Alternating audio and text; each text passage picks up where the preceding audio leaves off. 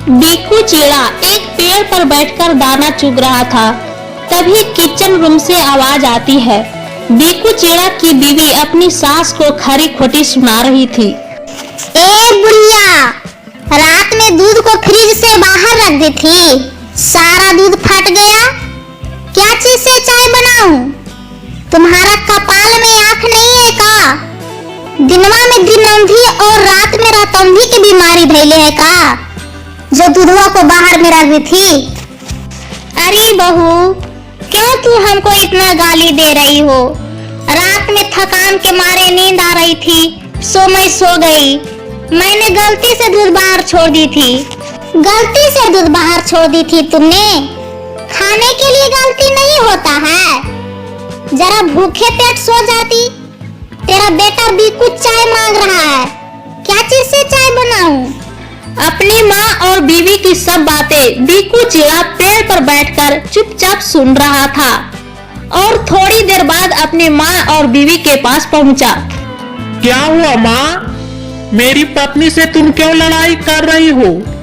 बैठी बैठी खाती हो सो तुमको नहीं पचता? दूध कैसे फट गया?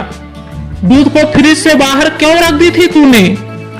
मुझे ड्यूटी पर जाना है, मुझे चाय पीने की लत लग गई है, बिना चाय के कैसे जाऊं? बीकू चिड़ा दोनों सास बहू के बीच में अपनी पत्नी का ही पक्ष लेता था और माँ को डांट देता था।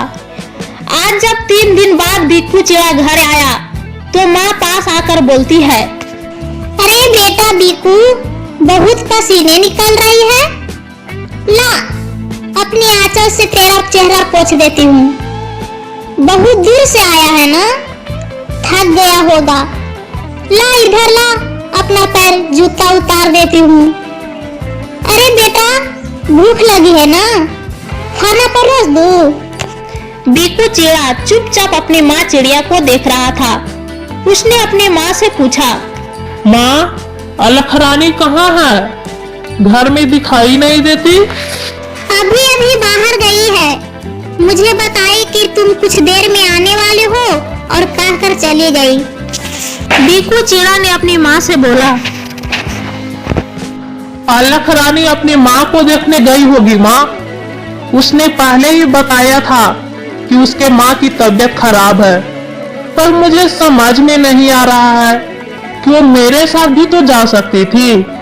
मेरे आदेश के बिना अपने मायके चली गई, हमसे मिलने के लिए भी नहीं रुकी।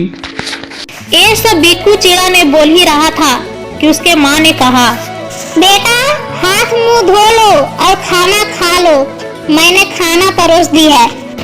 बीकू चिड़ा सर झुकाकर खाना खाया और बिस्तर पर लेट गया, पर नींद नहीं आ रही थी। मन में बस एक ही बात चल रहा था, देखो तो, अलख रानी मेरा बीवी बिना मेरे आदेश के अपने मायके चली गई और मैं उसके चलते अपनी माँ को हमेशा डांटता रहता हूँ।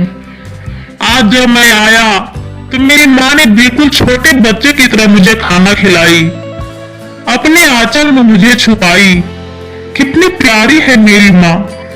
मेरी पत्नी अलख रानी जब बोलती है तो कभी भी मुझसे या मेरी पत्नी से कोई नाराजगी नहीं जताई, वो बस सुनती और भूल जाती है।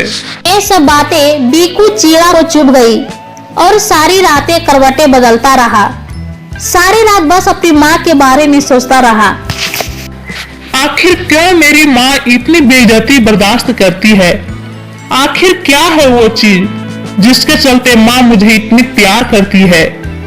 क्यों मेरी माँ को हमेशा मेरी चिंता रहती है? क्यों वो अलख रानी की बातों का जवाब नहीं देती? सुबह सुबह जब बीकू चिड़ा उठता है तो अपनी प्यारी माँ से पूछता है, माँ, मेरी प्यारी माँ, मेरी भोली माँ, आखिर मैं तुमसे एक बात पूछता हूँ कि आखिर कौन सी बात है जिसके चलते तुम इतना सब सहती हो और उफ तक नहीं करती? माँ चिड़िया ने अपने प्यारे बेटे बीकू चिड़ा का जवाब बड़े सहज भाव से बोली, बेटा, अब मेरा जिंदगी तो कट गया, बस तुम्हारी चिंता हमेशा सताती रहती है। मैं तो 2-4 दिन की मेहमान हूँ, पर मेरे चलते तुम दोनों में मन मुटाव ना हो। यही भगवान से दुआ करती हूँ, तुम दोनों खुश रहो, आबाद रहो। इससे ज्यादा एक माँ के लिए क्या हो सकता है बेटा? तू क्यों इतना सोचकर सर दर्द कर रहे हो बेटा बीकू? बीकू चिड़ा की माँ ने ये सब बातें कहकर किचन रूम में चली गई। बीकू चिड़ा मन ही मन सोचता है, मेरे सारे क्यों का जवाब माँ ने एक लाइन में, एक वाक्य में दे दिया। सचमुच में माँ की हृदय एक सागर से भी महान है। तो बच्चों, यह कहानी से आपने क्या सीखा? अगर नहीं सीखे हैं तो मैं बताती चलूं कि ये सब माँ की ममता ही तो है, जो अपने दुख को भुलाकर अपने बेटे की सुख की दुआ करती है। ये तो माँ की ममता थी, जो बीकू चिड़ा जैसे पापी को भी मिल जाता है। अगर यह स्टोरी अच्छी लगी तो कमेंट में जरूर लिखें तथा मेरे चैनल को लाइक एवं सब्सक्राइब जरूर करें।